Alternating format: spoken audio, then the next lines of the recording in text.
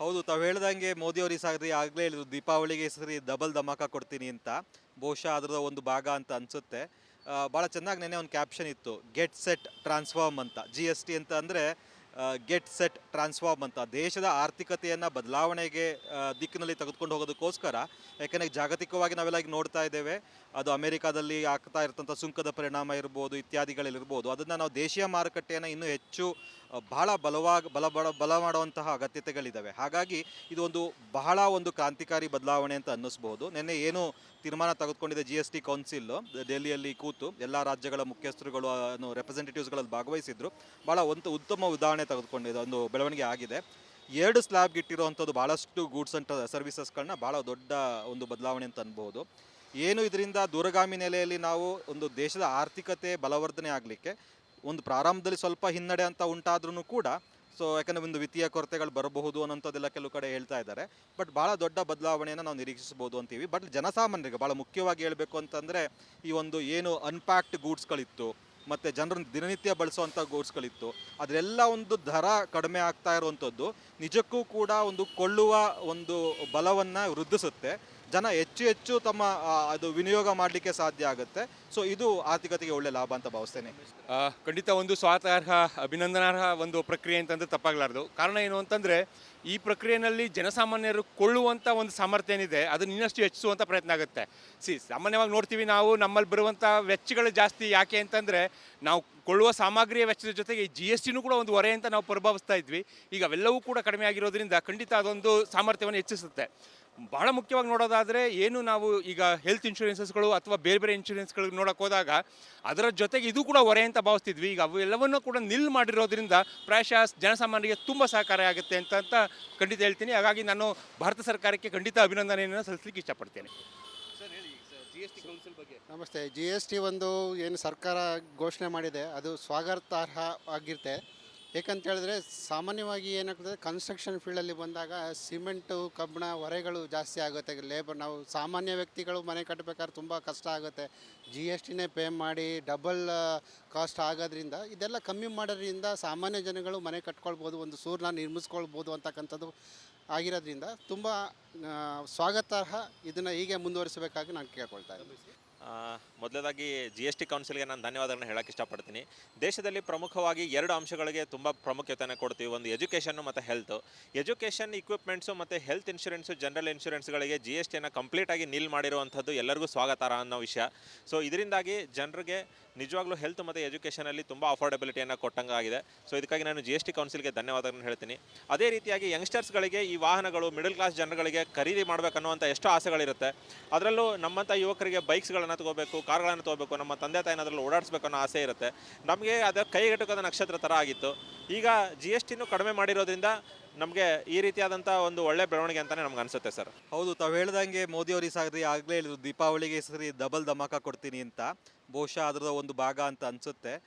ಭಾಳ ಚೆನ್ನಾಗಿ ನೆನ್ನೆ ಒಂದು ಕ್ಯಾಪ್ಷನ್ ಇತ್ತು, ಗೆಟ್ ಸೆಟ್ ಟ್ರಾನ್ಸ್ಫಾರ್ಮ್ ಅಂತ. ಜಿ ಎಸ್ ಟಿ ಅಂತ ಅಂದರೆ ಗೆಟ್ ಸೆಟ್ ಟ್ರಾನ್ಸ್ಫಾರ್ಮ್ ಅಂತ. ದೇಶದ ಆರ್ಥಿಕತೆಯನ್ನು ಬದಲಾವಣೆಗೆ ದಿಕ್ಕಿನಲ್ಲಿ ತೆಗೆದುಕೊಂಡು ಹೋಗೋದಕ್ಕೋಸ್ಕರ.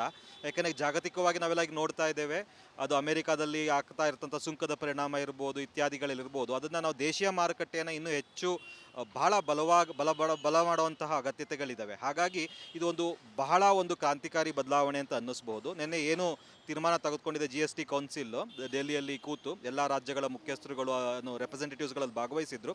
ಭಾಳ ಒಂದು ಉತ್ತಮ ಉದಾಹರಣೆ ತೆಗೆದುಕೊಂಡಿದೆ, ಒಂದು ಬೆಳವಣಿಗೆ ಆಗಿದೆ. 2 ಸ್ಲ್ಯಾಬ್ಗೆ ಇಟ್ಟಿರುವಂಥದ್ದು ಭಾಳಷ್ಟು ಗೂಡ್ಸ್ ಅಂಡ್ ಸರ್ವಿಸಸ್ಗಳನ್ನ ಭಾಳ ದೊಡ್ಡ ಒಂದು ಬದಲಾವಣೆ ಅಂತ ಅನ್ಬೋದು.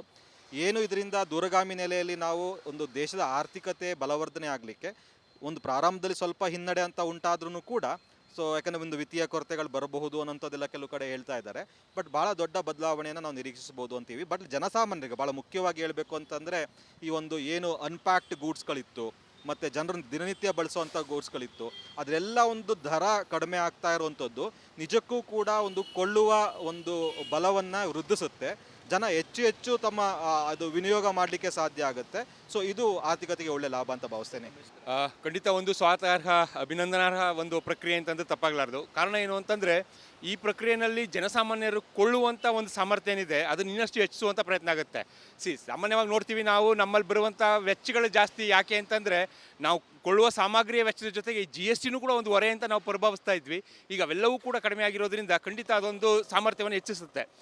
ಬಹಳ ಮುಖ್ಯವಾಗಿ ನೋಡೋದಾದರೆ ಏನು ನಾವು ಈಗ ಹೆಲ್ತ್ ಇನ್ಶೂರೆನ್ಸಸ್ಗಳು ಅಥವಾ ಬೇರೆ ಬೇರೆ ಇನ್ಶೂರೆನ್ಸ್ಗಳಿಗೆ ನೋಡೋಕೆ ಹೋದಾಗ ಅದರ ಜೊತೆಗೆ ಇದು ಕೂಡ ಹೊರೆ ಅಂತ ಭಾವಿಸ್ತಿದ್ವಿ. ಈಗ ಅವೆಲ್ಲವನ್ನೂ ಕೂಡ ನಿಲ್ ಮಾಡಿರೋದ್ರಿಂದ ಪ್ರಾಯಶಃ ಜನಸಾಮಾನ್ಯರಿಗೆ ತುಂಬ ಸಹಕಾರಿ ಆಗುತ್ತೆ ಅಂತ ಖಂಡಿತ ಹೇಳ್ತೀನಿ. ಹಾಗಾಗಿ ನಾನು ಭಾರತ ಸರ್ಕಾರಕ್ಕೆ ಖಂಡಿತ ಅಭಿನಂದನೆಯನ್ನು ಸಲ್ಲಿಸಲಿಕ್ಕೆ ಇಷ್ಟಪಡ್ತೇನೆ. ನಮಸ್ತೆ. ಜಿ ಎಸ್ ಟಿ ಒಂದು ಏನು ಸರ್ಕಾರ ಘೋಷಣೆ ಮಾಡಿದೆ ಅದು ಸ್ವಾಗತಾರ್ಹ ಆಗಿರುತ್ತೆ. ಏಕಂತ ಹೇಳಿದ್ರೆ ಸಾಮಾನ್ಯವಾಗಿ ಏನಾಗ್ತದೆ, ಕನ್ಸ್ಟ್ರಕ್ಷನ್ ಫೀಲ್ಡಲ್ಲಿ ಬಂದಾಗ ಸಿಮೆಂಟು ಕಬ್ಬಿಣ ಹೊರೆಗಳು ಜಾಸ್ತಿ ಆಗುತ್ತೆ. ಲೇಬರ್ ನಾವು ಸಾಮಾನ್ಯ ವ್ಯಕ್ತಿಗಳು ಮನೆ ಕಟ್ಟಬೇಕಾದ್ರೆ ತುಂಬ ಕಷ್ಟ ಆಗುತ್ತೆ. ಜಿ ಎಸ್ ಟಿನೇ ಪೇ ಮಾಡಿ ಡಬಲ್ ಕಾಸ್ಟ್ ಆಗೋದ್ರಿಂದ ಇದೆಲ್ಲ ಕಮ್ಮಿ ಮಾಡೋದ್ರಿಂದ ಸಾಮಾನ್ಯ ಜನಗಳು ಮನೆ ಕಟ್ಕೊಳ್ಬೋದು, ಒಂದು ಸೂರನ್ನ ನಿರ್ಮಿಸ್ಕೊಳ್ಬೋದು ಅಂತಕ್ಕಂಥದ್ದು ಆಗಿರೋದ್ರಿಂದ ತುಂಬ ಸ್ವಾಗತಾರ್ಹ. ಇದನ್ನು ಹೀಗೆ ಮುಂದುವರಿಸಬೇಕಾಗಿ ನಾನು ಕೇಳ್ಕೊಳ್ತಾ ಇದ್ದೀನಿ. ಮೊದಲದಾಗಿ ಜಿ ಎಸ್ ಟಿ ಕೌನ್ಸಿಲ್ಗೆ ನಾನು ಧನ್ಯವಾದಗಳನ್ನ ಹೇಳಕ್ಕೆ ಇಷ್ಟಪಡ್ತೀನಿ. ದೇಶದಲ್ಲಿ ಪ್ರಮುಖವಾಗಿ ಎರಡು ಅಂಶಗಳಿಗೆ ತುಂಬ ಪ್ರಾಮುಖ್ಯತೆಯನ್ನು ಕೊಡ್ತೀವಿ. ಒಂದು ಎಜುಕೇಷನ್ನು ಮತ್ತು ಹೆಲ್ತು. ಎಜುಕೇಷನ್ ಇಕ್ವಿಪ್ಮೆಂಟ್ಸು ಮತ್ತು ಹೆಲ್ತ್ ಇನ್ಶೂರೆನ್ಸು, ಜನರಲ್ ಇನ್ಶೂರೆನ್ಸ್ಗಳಿಗೆ ಜಿ ಎಸ್ ಟಿಯನ್ನು ಕಂಪ್ಲೀಟಾಗಿ ನೀಲ್ ಮಾಡಿರುವಂಥದ್ದು ಎಲ್ಲರಿಗೂ ಸ್ವಾಗತಾರ್ಹ ಅನ್ನೋ ವಿಷಯ. ಸೊ ಇದರಿಂದಾಗಿ ಜನರಿಗೆ ನಿಜವಾಗ್ಲೂ ಹೆಲ್ತ್ ಮತ್ತು ಎಜುಕೇಷನಲ್ಲಿ ತುಂಬ ಅಫೋರ್ಡೆಬಿಲಿಟಿಯನ್ನು ಕೊಟ್ಟಂಗಾಗಿದೆ. ಸೊ ಇದಕ್ಕಾಗಿ ನಾನು ಜಿ ಎಸ್ ಟಿ ಕೌನ್ಸಿಲ್ಗೆ ಧನ್ಯವಾದಗಳನ್ನು ಹೇಳ್ತೀನಿ. ಅದೇ ರೀತಿಯಾಗಿ ಯಂಗ್ಸ್ಟರ್ಸ್ಗಳಿಗೆ ಈ ವಾಹನಗಳು ಮಿಡಲ್ ಕ್ಲಾಸ್ ಜನಗಳಿಗೆ ಖರೀದಿ ಮಾಡಬೇಕನ್ನುವಂಥ ಎಷ್ಟೋ ಆಸೆಗಳಿರುತ್ತೆ. ಅದರಲ್ಲೂ ನಮ್ಮಂಥ ಯುವಕರಿಗೆ ಬೈಕ್ಸ್ಗಳನ್ನು ತೊಗೋಬೇಕು, ಕಾರ್ಗಳನ್ನು ತೊಗೋಬೇಕು, ನಮ್ಮ ತಂದೆ ತಾಯಿನ ಅದರಲ್ಲಿ ಓಡಾಡಿಸ್ಬೇಕು ಅನ್ನೋ ಆಸೆ ಇರುತ್ತೆ. ನಮಗೆ ಅದು ಕೈಗೆಟುಕದ ನಕ್ಷತ್ರ ಥರ ಆಗಿತ್ತು. ಈಗ ಜಿ ಎಸ್ ಟಿನೂ ಕಡಿಮೆ ಮಾಡಿರೋದ್ರಿಂದ ನಮಗೆ ಈ ರೀತಿಯಾದಂಥ ಒಂದು ಒಳ್ಳೆ ಬೆಳವಣಿಗೆ ಅಂತಲೇ ನಮ್ಗೆ ಅನಿಸುತ್ತೆ ಸರ್. ಹೌದು, ತಾವು ಹೇಳ್ದಂಗೆ ಮೋದಿ ಅವ್ರಿಗೆ ಸಾರಿ ಆಗಲೇ ಹೇಳಿದ್ರು ದೀಪಾವಳಿಗೆ ಸರಿ ಡಬಲ್ ಧಮಾಕ ಕೊಡ್ತೀನಿ ಅಂತ. ಬಹುಶಃ ಅದರ ಒಂದು ಭಾಗ ಅಂತ ಅನಿಸುತ್ತೆ. ಭಾಳ ಚೆನ್ನಾಗಿ ನೆನ್ನೆ ಒಂದು ಕ್ಯಾಪ್ಷನ್ ಇತ್ತು, ಗೆಟ್ ಸೆಟ್ ಟ್ರಾನ್ಸ್ಫಾರ್ಮ್ ಅಂತ. ಜಿ ಎಸ್ ಟಿ ಅಂತ ಅಂದರೆ ಗೆಟ್ ಸೆಟ್ ಟ್ರಾನ್ಸ್ಫಾರ್ಮ್ ಅಂತ. ದೇಶದ ಆರ್ಥಿಕತೆಯನ್ನು ಬದಲಾವಣೆಗೆ ದಿಕ್ಕಿನಲ್ಲಿ ತೆಗೆದುಕೊಂಡು ಹೋಗೋದಕ್ಕೋಸ್ಕರ, ಯಾಕೆಂದರೆ ಜಾಗತಿಕವಾಗಿ ನಾವೆಲ್ಲ ಈಗ ನೋಡ್ತಾ ಇದ್ದೇವೆ, ಅದು ಅಮೆರಿಕಾದಲ್ಲಿ ಆಗ್ತಾ ಇರ್ತಂಥ ಸುಂಕದ ಪರಿಣಾಮ ಇರ್ಬೋದು, ಇತ್ಯಾದಿಗಳಿರ್ಬೋದು, ಅದನ್ನು ನಾವು ದೇಶೀಯ ಮಾರುಕಟ್ಟೆಯನ್ನು ಇನ್ನೂ ಹೆಚ್ಚು ಬಹಳ ಬಲ ಮಾಡುವಂತಹ ಅಗತ್ಯತೆಗಳಿದ್ದಾವೆ. ಹಾಗಾಗಿ ಇದು ಬಹಳ ಒಂದು ಕ್ರಾಂತಿಕಾರಿ ಬದಲಾವಣೆ ಅಂತ ಅನ್ನಿಸ್ಬೋದು. ನಿನ್ನೆ ಏನು ತೀರ್ಮಾನ ತೆಗೆದುಕೊಂಡಿದೆ ಜಿ ಎಸ್ ಟಿ ಕೌನ್ಸಿಲ್, ಡೆಲ್ಲಿಯಲ್ಲಿ ಕೂತು ಎಲ್ಲ ರಾಜ್ಯಗಳ ಮುಖ್ಯಸ್ಥರುಗಳು ರೆಪ್ರೆಸೆಂಟೇಟಿವ್ಸ್ಗಳಲ್ಲಿ ಭಾಗವಹಿಸಿದ್ರು. ಭಾಳ ಉತ್ತಮ ಉದಾಹರಣೆ ತೆಗೆದುಕೊಂಡಿದೆ, ಒಂದು ಬೆಳವಣಿಗೆ ಆಗಿದೆ. 2 ಸ್ಲ್ಯಾಬ್ಗೆ ಇಟ್ಟಿರುವಂಥದ್ದು ಭಾಳಷ್ಟು ಗೂಡ್ಸ್ ಆ್ಯಂಡ್ ಸರ್ವಿಸಸ್ಗಳನ್ನ ಭಾಳ ದೊಡ್ಡ ಒಂದು ಬದಲಾವಣೆ ಅಂತ ಅನ್ಬೋದು. ಏನು ಇದರಿಂದ ದೂರಗಾಮಿ ನೆಲೆಯಲ್ಲಿ ನಾವು ಒಂದು ದೇಶದ ಆರ್ಥಿಕತೆ ಬಲವರ್ಧನೆ ಆಗಲಿಕ್ಕೆ ಒಂದು ಪ್ರಾರಂಭದಲ್ಲಿ ಸ್ವಲ್ಪ ಹಿನ್ನಡೆ ಅಂತ ಉಂಟಾದ್ರೂ ಕೂಡ, ಸೊ ಯಾಕಂದರೆ ಒಂದು ವಿತ್ತೀಯ ಕೊರತೆಗಳು ಬರಬಹುದು ಅನ್ನೋಂಥದ್ದೆಲ್ಲ ಕೆಲವು ಕಡೆ ಹೇಳ್ತಾ ಇದ್ದಾರೆ. ಬಟ್ ಭಾಳ ದೊಡ್ಡ ಬದಲಾವಣೆಯನ್ನು ನಾವು ನಿರೀಕ್ಷಿಸ್ಬೋದು ಅಂತೀವಿ. ಬಟ್ ಜನಸಾಮಾನ್ಯರಿಗೆ ಭಾಳ ಮುಖ್ಯವಾಗಿ ಹೇಳಬೇಕು ಅಂತಂದರೆ, ಈ ಒಂದು ಏನು ಅನ್ಪ್ಯಾಕ್ಡ್ ಗೂಡ್ಸ್ಗಳಿತ್ತು ಮತ್ತು ಜನರನ್ನು ದಿನನಿತ್ಯ ಬಳಸುವಂಥ ಗೂಡ್ಸ್ಗಳಿತ್ತು, ಅದರೆಲ್ಲ ಒಂದು ದರ ಕಡಿಮೆ ಆಗ್ತಾ ಇರುವಂಥದ್ದು ನಿಜಕ್ಕೂ ಕೂಡ ಒಂದು ಕೊಳ್ಳುವ ಒಂದು ಬಲವನ್ನು ವೃದ್ಧಿಸುತ್ತೆ. ಜನ ಹೆಚ್ಚು ಹೆಚ್ಚು ತಮ್ಮ ಅದು ವಿನಿಯೋಗ ಮಾಡಲಿಕ್ಕೆ ಸಾಧ್ಯ ಆಗುತ್ತೆ. ಸೊ ಇದು ಆರ್ಥಿಕತೆಗೆ ಒಳ್ಳೆ ಲಾಭ ಅಂತ ಭಾವಿಸ್ತೇನೆ. ಖಂಡಿತ ಒಂದು ಸ್ವಾಗತಾರ್ಹ, ಅಭಿನಂದನಾರ್ಹ ಒಂದು ಪ್ರಕ್ರಿಯೆ ಅಂತಂದ್ರೆ ತಪ್ಪಾಗಲಾರ್ದು. ಕಾರಣ ಏನು ಅಂತಂದರೆ, ಈ ಪ್ರಕ್ರಿಯೆಯಲ್ಲಿ ಜನಸಾಮಾನ್ಯರು ಕೊಳ್ಳುವಂಥ ಒಂದು ಸಾಮರ್ಥ್ಯ ಏನಿದೆ ಅದನ್ನು ಇನ್ನಷ್ಟು ಹೆಚ್ಚಿಸುವಂಥ ಪ್ರಯತ್ನ ಆಗುತ್ತೆ.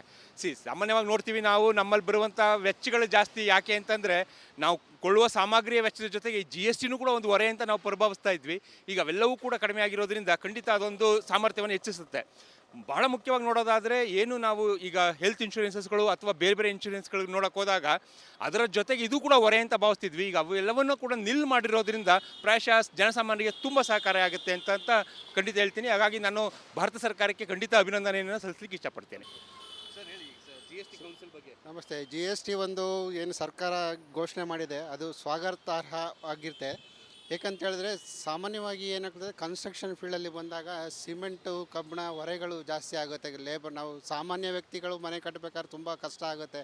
ಜಿ ಎಸ್ ಟಿನೇ ಪೇ ಮಾಡಿ ಡಬಲ್ ಕಾಸ್ಟ್ ಆಗೋದ್ರಿಂದ ಇದೆಲ್ಲ ಕಮ್ಮಿ ಮಾಡೋದ್ರಿಂದ ಸಾಮಾನ್ಯ ಜನಗಳು ಮನೆ ಕಟ್ಕೊಳ್ಬೋದು, ಒಂದು ಸೂರನ್ನ ನಿರ್ಮಿಸ್ಕೊಳ್ಬೋದು ಅಂತಕ್ಕಂಥದ್ದು ಆಗಿರೋದ್ರಿಂದ ತುಂಬ ಸ್ವಾಗತಾರ್ಹ. ಇದನ್ನು ಹೀಗೆ ಮುಂದುವರಿಸಬೇಕಾಗಿ ನಾನು ಕೇಳ್ಕೊಳ್ತಾ ಇದ್ದೀನಿ. ಮೊದಲದಾಗಿ ಜಿ ಎಸ್ ಟಿ ಕೌನ್ಸಿಲ್ಗೆ ನಾನು ಧನ್ಯವಾದಗಳನ್ನ ಹೇಳಕ್ಕೆ ಇಷ್ಟಪಡ್ತೀನಿ. ದೇಶದಲ್ಲಿ ಪ್ರಮುಖವಾಗಿ ಎರಡು ಅಂಶಗಳಿಗೆ ತುಂಬ ಪ್ರಾಮುಖ್ಯತೆಯನ್ನು ಕೊಡ್ತೀವಿ. ಒಂದು ಎಜುಕೇಷನ್ನು ಮತ್ತು ಹೆಲ್ತು.